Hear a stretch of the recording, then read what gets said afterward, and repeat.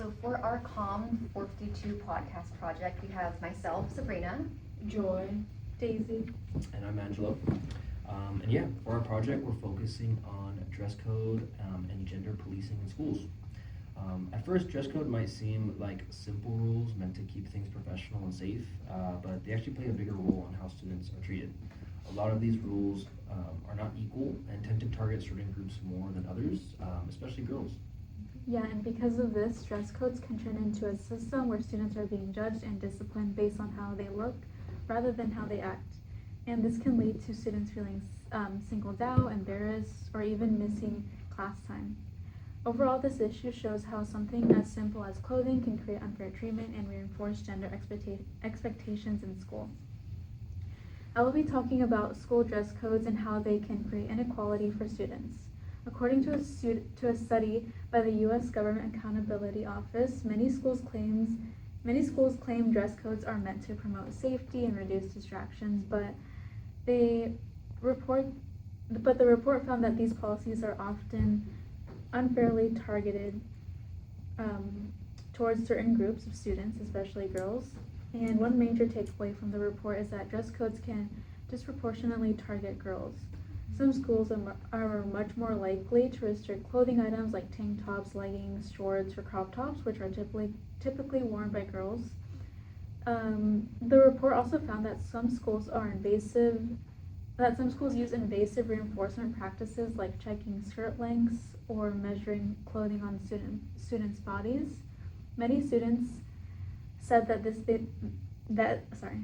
this made them feel embarrassed, uncomfortable, or even unsafe. Instead of helping students focus on learning, these rules can make students feel judged for their appearance.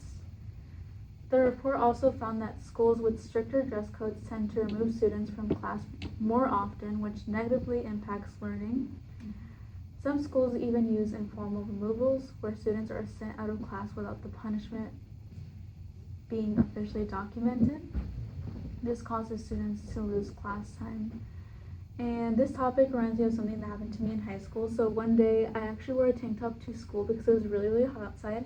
And honestly, I didn't think my outfit was inappropriate. But then during class, I got dress coded because my shoulders were showing and I had to leave class and go to the office until I could change. What frustrated me the most was noticing that boys were wearing sleeveless athletic shirts, or casual clothing without getting called out the same way. Thinking back to that experience, it made me realize how dress codes can unfairly target girls and focus on more controlling appearances than supporting education. Yeah, going back to that, I also had very strict dress rules or dress codes growing up in school. If your shorts were above your hands while they were down, then they were too short. I would wear the same tank top as a friend who was a little bit bustier, and she would get in trouble for it. This actually reminds me, I went to Del Mar yesterday, and apparently the kids in Del Mar do PE on the beach. Because I can tell, like, they're running in circles on the beach you can just tell it was like a school. Yeah. And one girl was wearing super cropped spaghetti strap, like a workout top, and like super short Lululemon short shorts. Again, you can wear whatever you want, but I'm just like, if I wore that, and she cannot be like in high school, that was like middle school. If I wore that in middle school, I would be sent home immediately. Yeah. So the way, like, maybe things have changed, but for me, like, that would have never fly For sure. when I was in school, which I think is so crazy, because like, girl, I'm running, I'm Yeah. I'm in Physical PE, yeah, like, Yeah. I think that was crazy. I think things have changed, to be honest. I mean, I know from how my experience was, middle school was super strict compared to high school. But I remember like girls also getting written up and like coming back, and like at our school at least, they'd be forced to wear like their like donated like PE clothes for the day, which was also super embarrassing, right? Like used raggedy, like it would have like Jacob on it or something. No, I know. It's like super random. Yes. So I don't know, it's just kind of crazy. Not part of like PE, but I went to a high school where there was a lot of games.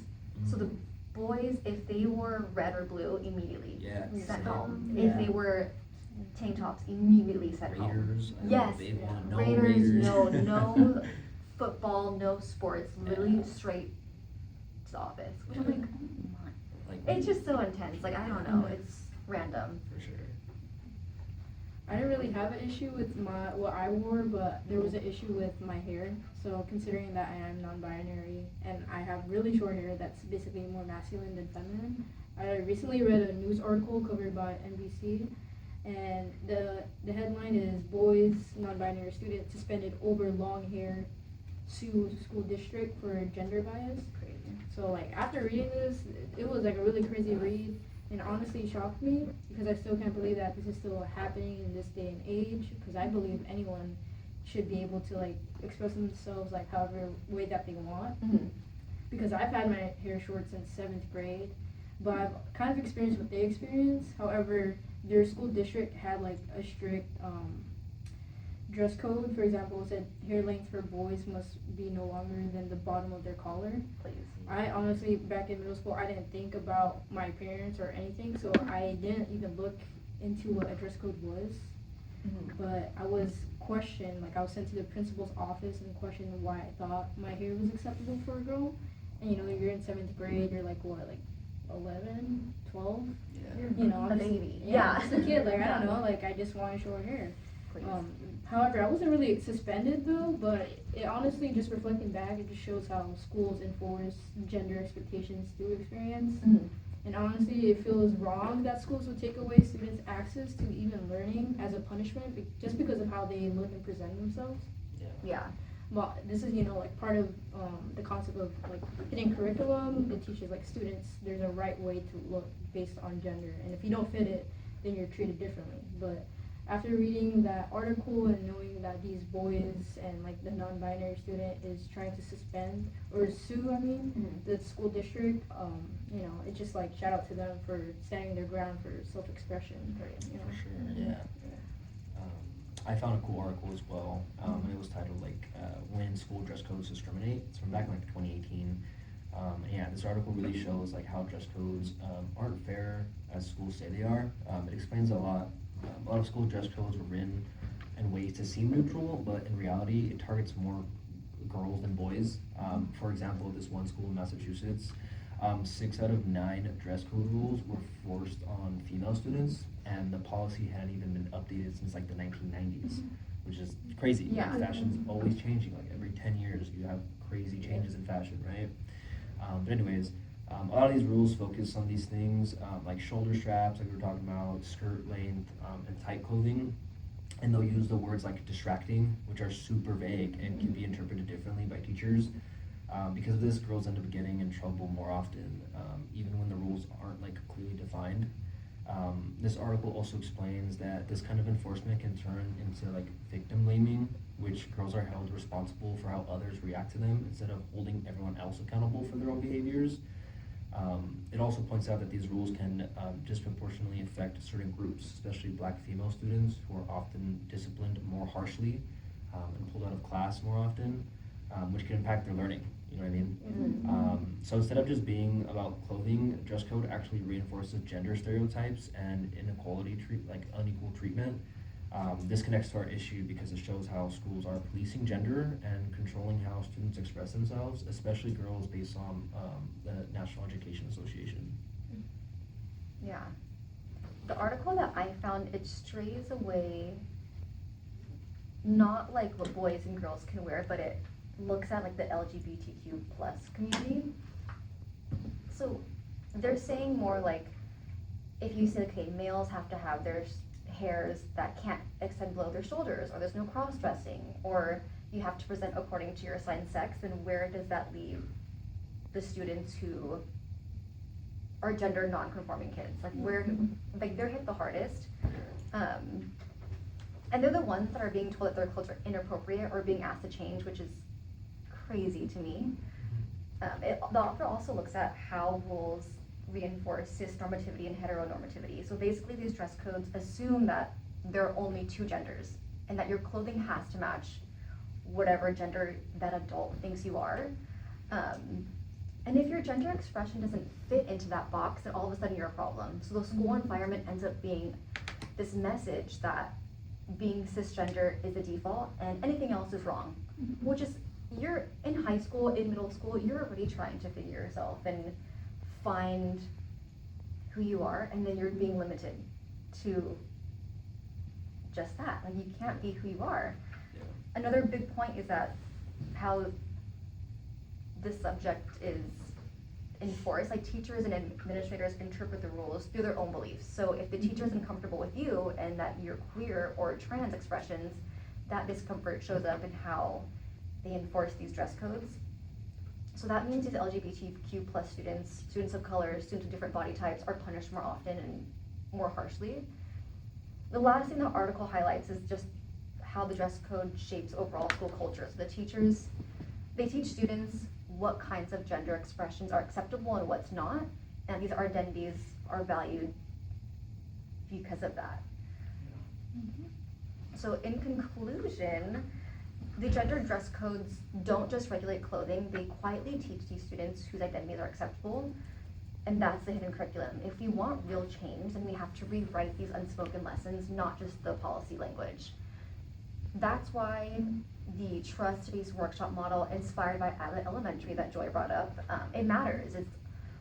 In the show, the teachers create a space to talk honestly, support each other, and comfort through these issues together. Bringing that same approach into real schools let educators reflect on that bias, rethink enforcement, and understand how these dress codes decisions affect students. So when teachers model empathy, accountability, the hidden curriculum shifts from policing, like, to respect. Yeah, so mentioning Abbott Elementary, it's a really good show, by the way. So the first episode literally goes into the teachers hosting a student or like a staff meeting because there was a certain issue. So if we replace the issue to targeting the dress code, this would be on a meso level where the schools need to take responsibility for changing how these policies are created and enforced. Yeah. So we could start by like having or holding regular staff meetings or workshops that can start discussions about gender bias and dress codes, and also have teachers reflect on their own beliefs and how it might unintentionally impact students. Moreover, they could also like go into training courses or modules that can help teachers develop a more respectful communication style. You know, they could stay like open-minded, and like if there's a student walking up to them, they can be a safe person to talk to bring up concerns or how they want to express themselves rather than just shutting them down. And it's a great way to respond that's like supportive and not dismissive, and like giving students the resources they need. And overall, I just want to create a space where students are comfortable with going up to their teachers to express their identity. And lastly, creating a system where students can also just speak up if rules are being applied unfairly is also very important in this day and age, because you know, we have agency and we can, you know, recognize when there's toxic behaviors or, you know, being discriminated, and I believe that students should have that power. That voice. Yeah. 100%. Overall, let's get rid of dress Get rid of codes. dress codes. Yes.